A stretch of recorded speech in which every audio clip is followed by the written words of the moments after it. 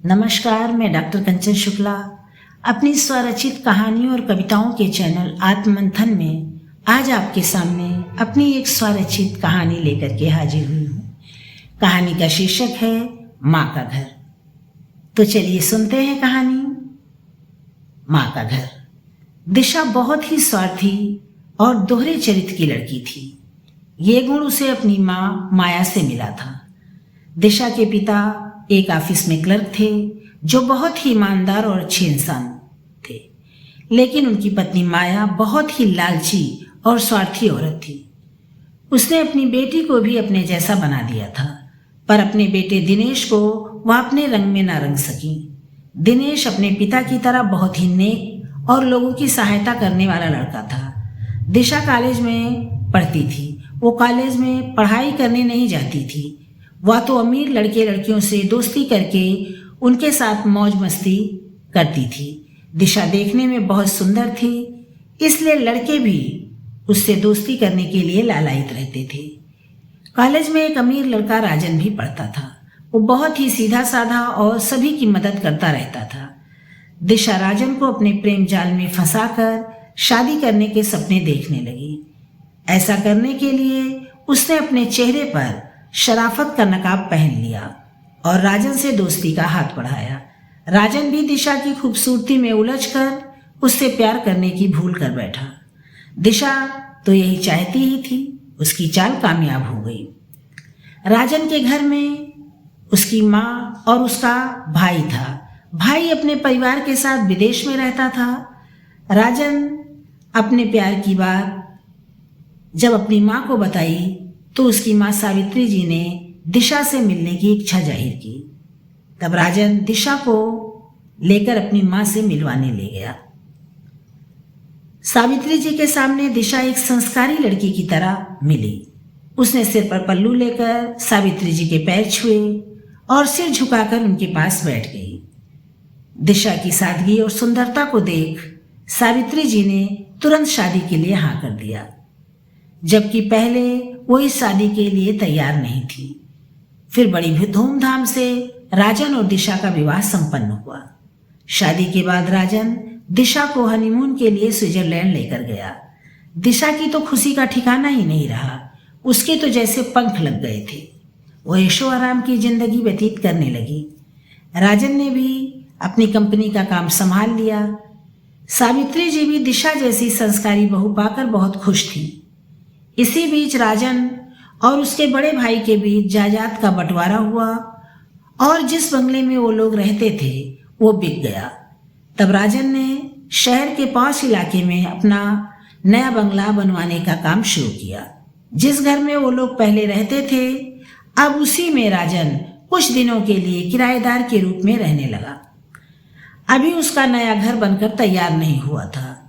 इसी बीच राजन को अपनी कंपनी के काम के सिलसिले में अमेरिका जाना पड़ा। उसने कंपनी का दायित्व अपने कंपनी के मैनेजर को दिया और घर का उत्तरदायित्व निशा को सौंप कर वह अमेरिका चला गया। राजन के अमेरिका जाते ही दिशा ने अपना असली रूप दिखाना शुरू किया। दिशा की माँ भी उसके साथ आकर उसके घर में रहने लगी। अब दोनों माँ बेटी मिलकर सावित्री जी को परेशान करने लगी। बात बात पर वह दोनों उनका अपमान करती, उन्हें ढंग से खाना भी नहीं देती। ये सब देख सावित्री जी को बहुत दुख हुआ। एक दिन उन्होंने अपने बेटे को फोन करके ये सब बताना चाहा, पर वो राजन से कुछ कह पाती उससे पहले दिशा ने उनका मोबाइल छीन कर उसे तोड़ दिया। उसके बाद दिशा ने उन्हें उनके कमरे में कैद कर दिया। फिर वो सावित्री जी को धमकाते हुए बोली, अगर तुमने अपने बेटे को कुछ भी बताया, मेरी कोई शिकायत की, तो तुम्हारे हक में ठीक नहीं होगा। मैं तुम्हें दहेज के केस में फंसाकर जेल भिजवा दूंगी। पुलिस को ये बयान दूंगी तुम अपने बेटे की शादी अपने पति के दोस्त की बेटी से करना चाहती थी, लेकिन राजन मुझसे प्यार करते थे, इसलिए आपको मजबूरन अपने बेटे की शादी मुझसे करनी पड़ी। फिर जैसे ही आपका बेटा अमेरिका गया, आपने मेरे ऊपर अत्याचार करना शुरू कर दिया। तब आपका क्या होगा? इसलिए अब अपनी जुबान बंद रखना वरना मैं तुम्हारे साथ साथ तुम्हारे बेटे को भी जेल की हवा खिला दूंगी, समझी बुढ़िया। इतना कहकर दिशा ने सावित्री जी को उनके ही कमरे में धकेल कर बाहर से दरवाजा बंद कर दिया। अब सावित्री जी कमरे में कैद होकर रह गईं। उनको खाना कमरे में ही दे दिया जाता था। दिशा उन्हें किसी के सामने आने नहीं देती थी। इसी बीच उनका नया बंगला बनकर तैयार हो गया। तब दिशा ने अपनी सास को धमकाते हुए कहा, वो राजन से नए बंगले में जाने की इजाजत उसे दिलवा दे, वरना उसके हक में अच्छा नहीं होगा। राजन के आने से पहले नए बंगले में जाने के पीछे दिशा और उसकी माँ का एक चाल थी। यहाँ सावित्री जी को सभी जानते थे, इसलिए दिशा को सोच समझकर उन पर अत्याचार करना पड़ता था। लेकिन नए बंगले में जाकर वो पूरी तरह से उन पर अत्याचार करने के लिए स्वतंत्र हो जाएगी। ये आइडिया दिशा की माँ ने उसे दिया था। दिशा की धमकी से डरकर सावित्री जी ने राजन से कहा, बेटा अब मैं अपने बंगले में जाना चाहती हूँ। जब हमारा घर बनकर तैयार हो गया है तो हम किराए के मकान में क्यों रहें। राजन ने भी सोचा, माँ ठीक कह रही है, जब अपना घर बनकर तैयार हो गया है तो किराए के मकान में रहने का कोई मतलब नहीं है। दिशा अपनी सास और माँ को लेकर नए बंगले में आ गई। यहाँ आकर दिशा ने सावित्री जी को घर की नौकरानी बना दिया। आस पड़ोस में भी सभी यही समझते थे कि सावित्री जी दिशा के घर साफ सफाई और खाना बनाने की नौकरी करती हैं। उनके बेटे बहू ने उन्हें घर से निकाल दिया है। तब राजन और दिशा ने उन पर दया करके उन्हें हमेशा के लिए अपने घर में पनाह दी है। नई कॉलोनी में ये कोई नहीं जान पाया कि जिस औरत को दिशा और उसकी मां नौकरानी बता रहे हैं वो वास्तव में इस बंगले की मालकिन है। दिशा और उसकी मां चाहती थी कि राजन के आने से पहले सावित्री जी पर इतना अत्याचार किया जाए कि वो खुद ही घर छोड़कर चली जाए या उनकी मौत हो जाए, जिससे दोनों माँ बेटी का राजन के घर और उसकी दौलत पर अधिकार हो जाए। सावित्री जी ने कई बार राजन और अपने बड़े बेटे को दिशा के बारे में बताने की कोशिश की, पर वो कामयाब नहीं हो सकी। पर एक दिन सावित्री जी को मौका मिल गया। उन्होंने अपने बेटे को मैसेज कर दिया। अपनी माँ का मैसेज पढ़कर राजन स्तब्ध रह गया। उस मैसेज में सावित्री जी ने लिखा था, बेटा अगर तुम अपनी माँ को जिंदा देखना चाहते हो तो यहाँ आ जाओ, पर तुम भारत वापस आ रहे हो ये बात दिशा को पता नहीं चलनी चाहिए, वरना तुम अपनी माँ को जिंदा नहीं देख पाओगे। माँ का मैसेज पढ़कर राजन भारत आने की तैयारी करने लगा। उधर दिशा इस बात से अनजान थी कि उसकी हरकतों का पता राजन को चल गया है। दिशा घर का सारा काम सावित्री जी से करवाती और उन्हें भरपेट खाना भी नहीं देती थी। कमजोरी के कारण सावित्री जी को बुखार आने लगा, फिर भी दिशा उनसे काम करवाती रही। उस दिन दिशा के घर में किटी पार्टी थी। कॉलोनी की उसकी जितनी सहेलियां थीं वो सब उसके घर आई हुई थीं।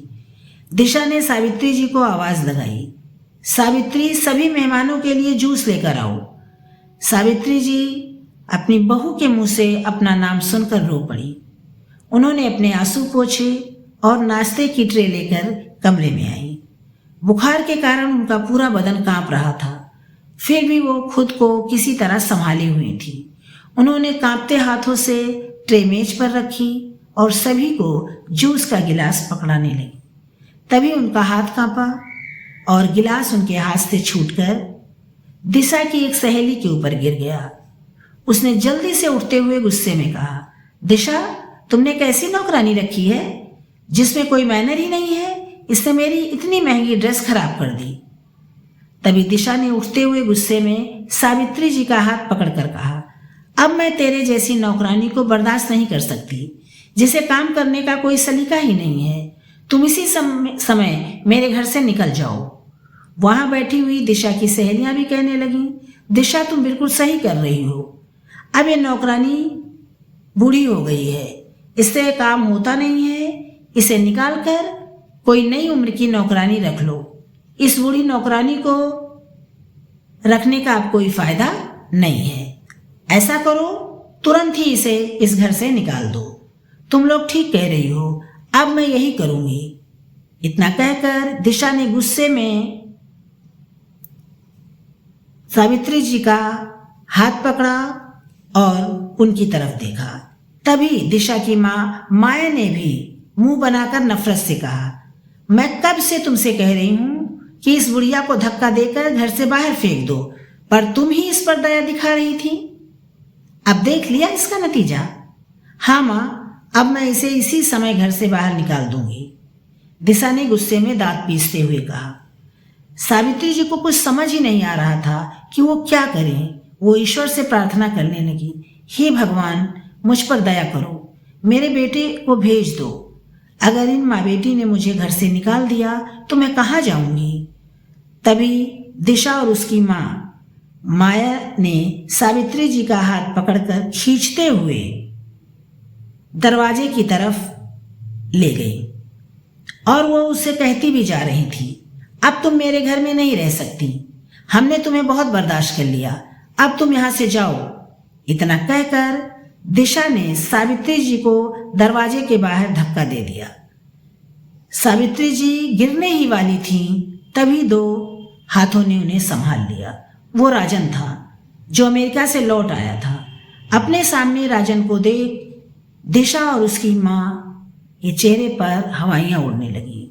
उनके मुंह से कोई आवाज नहीं निकली। राजन उन दोनों को गुस्से में घूर रहा था। उसकी आंखें अंगारे की तरह दहक रही थीं।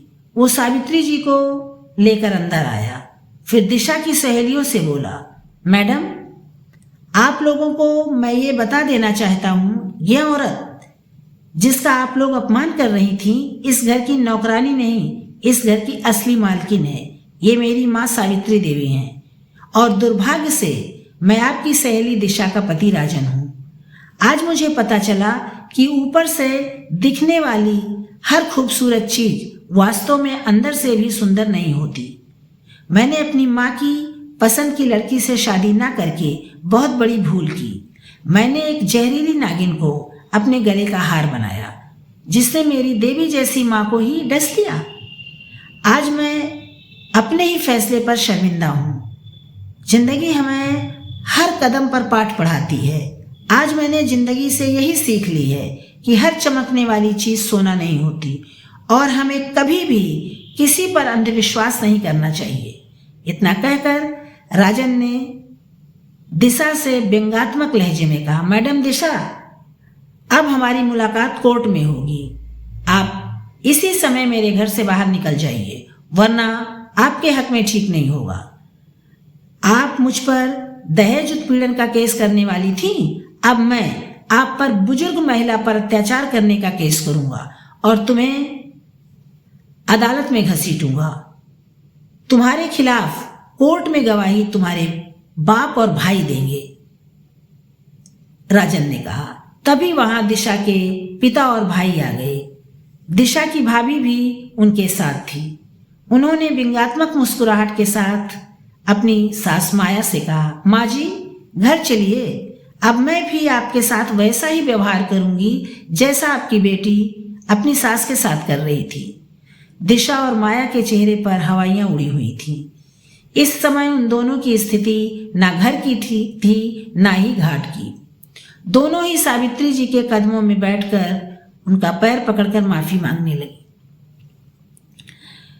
और कहने लगी, मुझे माफ कर दीजिए। सावित्री जी उन्हें माफ करने की सोच ही रही थीं, लेकिन राजन ने अपनी माँ से कहा, माँ, आप दिशा को माफ नहीं करेंगी। अगर आज आपने इसे माफ कर दिया तो इसे अपनी गलती का एहसास बिल्कुल नहीं होगा। इसकी क्या गारंटी है कि ये बदल गई है? ऐसी औरतें इतनी जल्दी न सुधरती हैं और न ही बदलती हैं। जब तक इसे जमाने की ठोकर नहीं लगेगी, ये नहीं बदलेगी।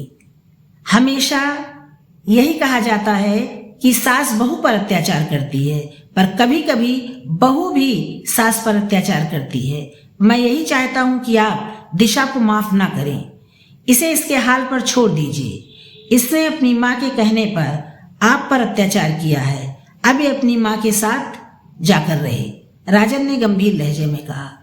दिशा राजन के पैरों को पकड़कर रोने लगी। तब सावित्री जी ने राजन से कहा, राजन, दिशा को एक मौका और दे दो, हो सकता है कि ये बदल जाए। माँ, आप समझ नहीं रही हैं, इसके आंसू पछतावे के नहीं हैं। ऐसी दोहरे चरित्र की औरतें कभी बदलती नहीं हैं, बदलने का नाटक करती हैं। राजन ने नफरत से दिशा को देखते हुए कहा, राजन, दिशा कहाँ जाएगी? अब तो मैके में भी उसकी भाभी उसे रहने नहीं देगी। ऐसे में उसे दर दर की ठोकरें खाने के लिए हम कैसे छोड़ सकते हैं? सावित्री जी ने गंभीर लहजे में कहा, माँ, यही इस औरत की सजा है। अब ये दर दर की ठोकरें खाए। इसने अपनी माँ के साथ मिलकर आपके साथ भी तो यही करने की सोची थी। राजन ने गुस्से में कहा, राजन, अगर हम भी इसके साथ वही करेंगे जो ये हमारे साथ कर रही थी तो हम में और इसमें फर्क क्या रह जाएगा? मैं कहती हूँ तुम दिशा को इस घर में रहने दो। सावित्री जी ने राजन को समझाते हुए कहा, आप इतना कह रही हैं तो मैं इसे इस घर में रहने की इजाजत दे देता हूँ, पर मैं इसे माफ नहीं कर सकता। आगे चलकर मैं दिशा को माफ कर पाऊंगा या नहीं, ये तो वक्त ही बताएगा। इतना कहकर राजन अंदर चला गया। दिशा, देखा तुमने? तुम्हारी सास कितनी अच्छी है और तुम उसके साथ कैसा व्यवहार कर रही थी। कोई और औरत होती तो तुम्हें कभी माफ ना करती, पर इन्होंने तुम्हें माफ कर दिया। ये इनका बड़प्पन है। आज के बाद तुम्हारे लिए मैके के दरवाजे तब तक बंद रहेंगे जब तक राजन तुम्हें माफ नहीं कर देता। दिशा के पिता ने कठोर शब्दों में कहा। फिर वो अपनी पत्नी माया की ओर मुखातिब होकर कठोर शब्दों में बोले, माया, आज के बाद तुम दिशा से नहीं मिलोगी। अगर तुमने ऐसा करने की कोशिश की तो मैं तुम्हें अपने घर से धक्के मारकर बाहर निकाल दूंगा। वैसे भी अब मेरे घर में तुम्हारा नहीं, मेरी बहू का शासन चलेगा और ये तुम्हारी सजा है। वो जैसा चाहेगी तुम्हारे साथ व्यवहार करेगी। माया और अपने पति और बहू की बात सुनकर अंदर तक कांप गई। अब वो कर भी कह सकती थी। जो उन्होंने बोया था आज वही काटने का समय आ गया था। माया अंदर ही अंदर बहुत डर गई थी। दूसरी तरफ दिशा पर शर्मिंदगी और पछतावे का आंसू लिए खड़ी रह गई। वह मन ही मन सोचने लगी, क्या अब कभी वह अपने पति का प्यार हासिल कर पाएगी या नहीं। फिर भी वो अब अपने पापों का प्रायश्चित करेगी। हो सकता है ऐसा करने से ईश्वर को उस पर दया आ जाए, वो कोई ऐसा चमत्कार दिखाए कि राजन को उस पर भरोसा हो जाए, वह फिर से अपने पति के दिल में अपने लिए जगह बना सके। सावित्री जी ने दुखी मन से लंबी सांस ली और सोफे पर बैठ गई। तभी दिशा के पिता ने उनसे कहा, बहन जी, मुझे माफ कर दीजिए। मेरी बेटी ने आपके साथ बहुत बुरा किया है। फिर वो दिशा से बोले, दिशा, अब तुम्हें अपने अच्छे व्यवहार से अपने पति और सास के मन में जगह बनानी होगी। जिंदगी हर व्यक्ति को पाठ पढ़ाती है। अपने कर्मों की सजा उसे मिलकर रहती है। इसलिए आदमी को कभी भी बुरे कर्म नहीं करने चाहिए। अपने पिता की बात सुनकर दिशा फूट फूट कर रो पड़ी। आज उसे जिंदगी ने बहुत बड़ा सबक सिखाया था। ये थी मेरी कहानी, माँ का घर। आपने देखा कि कैसे दिशा ने अपने चेहरे पर शराफत का मुखौटा चढ़ा लिया था, जबकि वो एक गंदे चरित्र की, गंदे व्यक्तित्व की ईर्ष्यालु और घमंडी लड़की थी। उसने अपना असली रूप अपनी सास को दिखाया पति के बाहर जाते ही, लेकिन अंत में उसे उसके कर्मों का दंड मिला। इस कहानी से यही शिक्षा मिलती है कि हम जैसा कर्म करते हैं उसका फल तो हमें मिलकर ही रहता है, वो जल्दी मिले या देर से मिले। इसीलिए कभी भी किसी व्यक्ति को बुरे कर्म नहीं करने चाहिए। किसी के साथ बुरा व्यवहार ना करें, अत्याचार ना करें, क्योंकि कर्म लौटकर हर व्यक्ति के पास आता है। हमारा कर्म, हमारा बुरा व्यवहार जैसा हम दूसरे के साथ करते हैं, उसके ब्याज के साथ हमें उन चीज़ों को चुकाना पड़ता है। इसीलिए हमेशा अच्छे कर्म कीजिए। ये थी मेरी कहानी माँ का घर। अगर मेरी कहानी आप लोग को पसंद आई हो तो इसे लाइक कीजिएगा, शेयर कीजिएगा, समीक्षा दे करके अपने विचार जरूर व्यक्त कीजिएगा और मेरे चैनल को सब्सक्राइब भी कीजिएगा। कल फिर मिलते हैं एक नई कहानी के साथ। आपका दिन मंगलमय हो। धन्यवाद।